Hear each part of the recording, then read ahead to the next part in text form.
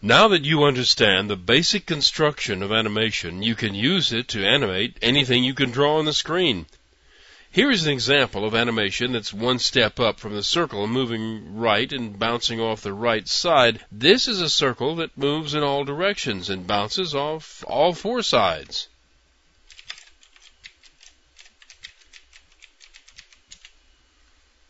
Now this one has a few more declaratives to hold values, but that's because the motion is more complicated. There's just more to keep track of.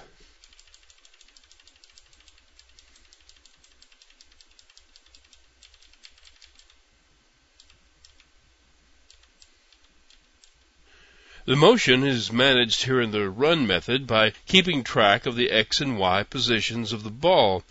The thing is always moving either up or down, and it's always moving either left or right. If it's moving right, its current X position is incremented until it reaches the maximum right position, and the horizontal movement is then reversed. If it's moving left, that continues until it reaches the left side of the window, so that it moves back and forth.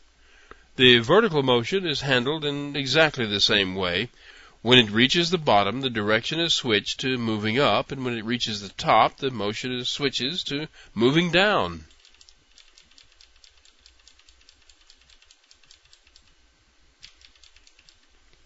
The paint method just draws the ball at the current position, whatever that happens to be. Here's the result.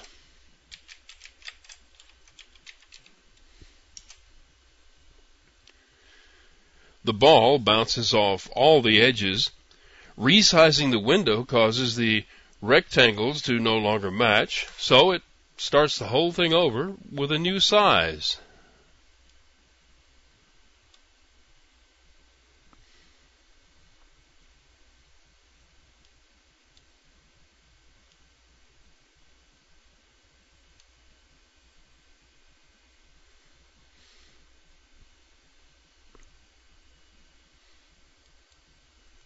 Here's another example. This one animates several balls at once.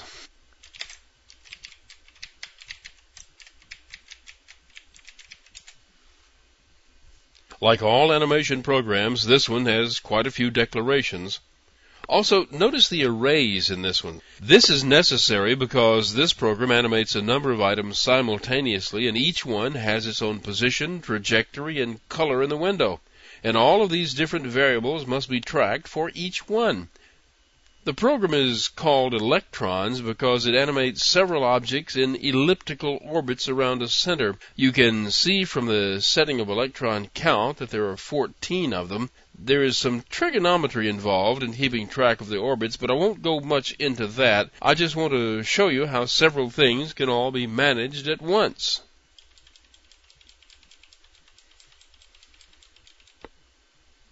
Here in the constructor, the colors are set. There are 6 colors defined, and there are more electrons than that, which means that some of the colors are used more than once. Each electron is assigned a color and a value ranging from 0 to 5.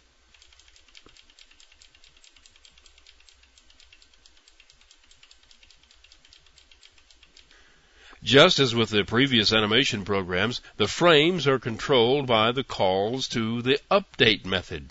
If this is the first time this method has been called, or the size of the window has changed, the first frame method is called to initialize the position and orbit of each electron. If it's not the first time through here, a call is made to next frame to update the position of each electron. Finally, the paint method is called to update the buffered image, and the buffered image is then written to the displayed window. Here is the paint method. It begins by clearing the display to the background color. Then there is a loop that displays each of the individual electrons.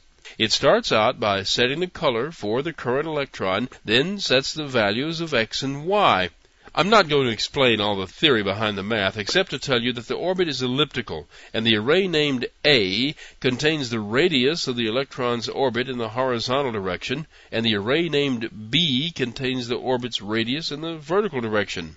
These values are multiplied by the values of the sine and cosine of the current angle, and that results in the current X and Y rotation position of the electron.